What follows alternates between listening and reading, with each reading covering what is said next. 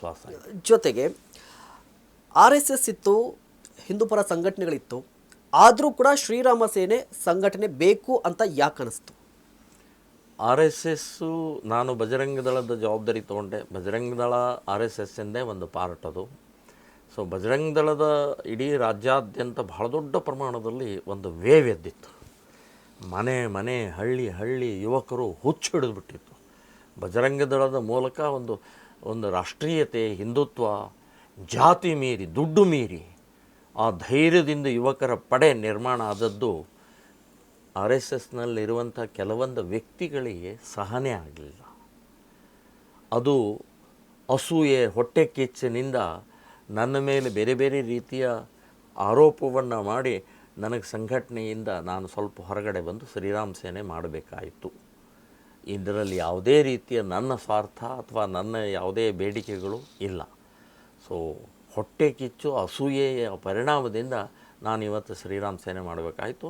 ಬಜರಂಗ ದಳದಲ್ಲಿ ಎಷ್ಟು ಗಟ್ಟಿಯಾಗಿ ಎಷ್ಟು ಹಿಂದುತ್ವದ ಪ್ರಖರತೆ ಇತ್ತು, ಅದೇ ಪ್ರಖರತೆ ಇವತ್ತು ಶ್ರೀರಾಮ್ ಸೇನೆ ಸಂಘಟನೆಯಲ್ಲಿ ಇದ್ದಿದ್ದರಿಂದ 20 ವರ್ಷದಿಂದ ನಿರಂತರವಾಗಿ ಕೆಲಸ ಮಾಡಿದ್ದೀವಿ. ನಮ್ಮ ಮೇಲೆ ಭಾಳ ರೀತಿಯ ಆರೋಪಗಳು, ಬೇಕಾದಷ್ಟು ಕಷ್ಟಗಳು, ನೋವುಗಳು, ಗಡೀಪಾರುಗಳು, ಕೇಸುಗಳು, 117 ಕೇಸ್ ಇವತ್ತು ನನ್ನ ಮೇಲೆ ಇದ್ದರೂ ಕೂಡ ನಾವು 1 ಇಂಚ್ ಕೂಡ ಅಲ್ಲಾಡಲಿಲ್ಲ. ಹಿಂದುತ್ವದ ಪರವಾಗೇ ನಿಂತ್ಕೊಂಡಿದ್ದೀವಿ ಅಂತನ್ನುವಂಥದ್ದು ನಾನು ಹೆಮ್ಮೆಯಿಂದ ಹೇಳ್ತೀನಿ, ಗರ್ವದಿಂದ ಹೇಳ್ತೀನಿ ನಾನು. ಸೊ ಅದಕ್ಕೆ ನನ್ನನ್ನು ಮೆಚ್ಚುತ್ತಾ ಇದ್ದಾರೆ, ಅದಕ್ಕೆ ನನಗೆ ಇವತ್ತು ಎಲ್ಲರೂ ಒಪ್ತಾ ಇದ್ದಾರೆ. ಈ ವ್ಯಕ್ತಿ ಪ್ರಾಮಾಣಿಕ ಇದ್ದಾನೆ, ಈ ವ್ಯಕ್ತಿ ಹಿಂದುತ್ವದಲ್ಲಿ ಕಾಂಪ್ರಮೈಸ್ ಮಾಡ್ಕೊಳ್ಳೋದಿಲ್ಲ ಅನ್ನುವಂಥ ದೃಷ್ಟಿಕೋನದಿಂದಲೇ ಇವತ್ತು ನಾನು ಇಲ್ಲಿವರೆಗೆ ಬಂದಿದ್ದೀನಿ ಅಂತನ್ನುವಂಥದ್ದು ಹೇಳ್ತಾ ಇದ್ದೀನಿ. ಪ್ರಮೋದ್ ಮುತಾಲಿಕ್ ಅವರು ತಮ್ಮ ಪ್ರಚೋದನಾತ್ಮಕ ಭಾಷಣಗಳಿಂದ ಬಡ ಯುವಕರ ದಾರಿ ತಪ್ಪಿಸ್ತಾ ಇದ್ದಾರೆ ಅನ್ನುವ ಆರೋಪ ಕೂಡ ಇದೆ. ಹಾಗೆ ಹೇಳೋದು ತಪ್ಪಾಗತ್ತೆ. ಇಡೀ ಇತಿಹಾಸವನ್ನು ನೋಡಿದರೆ ಛತ್ರಪತಿ ಶಿವಾಜಿ ಮಹಾರಾಜರು ಅವರೇನು ಭಾಳ ದೊಡ್ಡ ಶ್ರೀಮಂತ, ಭಾಳ ದೊಡ್ಡ ಏನು ರಾಜ ಆಗಿಲ್ಲ, ಸಾಮಾನ್ಯ ವ್ಯಕ್ತಿ ಆಗಿದ್ದರು. ಅವರು ಯುದ್ಧ ಮಾಡಿ ಅವತ್ತಿನ ಸಂದರ್ಭದಲ್ಲಿ ಮೊಘಲರ ಸಾಮ್ರಾಜ್ಯದಲ್ಲಿ ಎಂಥ ದೌರ್ಜನ್ಯ ನಡೀತಾ ಇತ್ತು.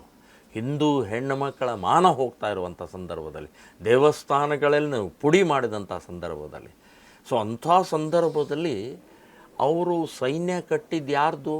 ಮಾವಳಿಗರು, ಗುಡ್ಡಗಾಡ ಜನರಲ್ಲಿ ವಾಸ ಮಾಡ್ತಾ ಇರುವಂಥ ಬಡ, ಲಂಗೋಟಿ ಕೂಡ ಇತ್ತೋ ಇಲ್ಲೋ ಗೊತ್ತಿಲ್ಲ, ಅಂಥ ಬಡ ಮಾವಳಿಗರಲ್ಲಿ ಧೈರ್ಯ, ಸ್ಥೈರ್ಯ, ಹಿಂದುತ್ವ, ದೇಶಭಕ್ತಿಯನ್ನು ತುಂಬಿ ಟ್ರೈನಿಂಗ್ ಕೊಟ್ಟು ಅಂಥ ಸೈನ್ಯವನ್ನು ತಯಾರು ಮಾಡಿ ಹಿಂದೂ ರಾಷ್ಟ್ರ ನಿರ್ಮಾಣ ಮಾಡಿದರು ಅವರು. ಹಾಗಾದರೆ ಶಿವಾಜಿ ಮಹಾರಾಜರಾಗಾರೆ ಬಡವರನ್ನ ದುರುಪಯೋಗ ಮಾಡಿಕೊಂಡ್ರು, ಬಡವರಿಗೆ ಬಲಿ ಕೊಟ್ಟರು ಅಂತ ಹೇಳೋಕ್ಕಾಗತ್ತಾ? ಸೊ ಅದೇ ಮಾದರಿಯಲ್ಲಿ ಇಲ್ಲಿ ಬಡವರು ಶ್ರೀಮಂತರು ಅನ್ನುವಂಥ ಪ್ರಶ್ನೆನೇ ಇಲ್ಲ. ಎಲ್ಲರನ್ನೂ ತಗೊಂಡು ನಾವು ಸಂಘಟನೆಯನ್ನು ಮಾಡ್ತಾ ಇದ್ದೀವಿ. ವಿಶೇಷವಾಗಿ ಇರುವಂಥ ಕೆಲವೊಂದು ಜನ ಮುಂದೆ ಬರ್ತಾರೆ, ಧೈರ್ಯದಿಂದ ಬರ್ತಾರೆ. ಇನ್ನು ಹಣವಂತರು ಅಥವಾ ಉಚ್ಚ ಜಾತಿಯವರು ಅನ್ನುವಂಥ ವ್ಯಕ್ತಿಗಳು ಮುಂದೆ ಬರೋಲ್ಲ.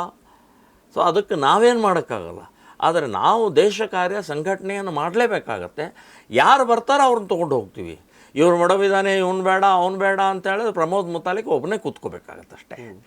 ಸೊ ಸಂಘಟನೆ ಆದಮೇಲೆ ಎಲ್ಲರೂ ಇರ್ತಾರೆ. ಬಡವ್ರನ್ನ ಬಲಿ ತೊಗೊಳ್ಳುವಂಥದ್ದು ಹೇಳಿಕೆ ಇದೆಯಲ್ಲ, ಇದು ಸರಿಯಲ್ಲ ಅಂತ ಅನ್ನುವಂಥದ್ದು ನಾನು ಹೇಳ್ತೀನಿ.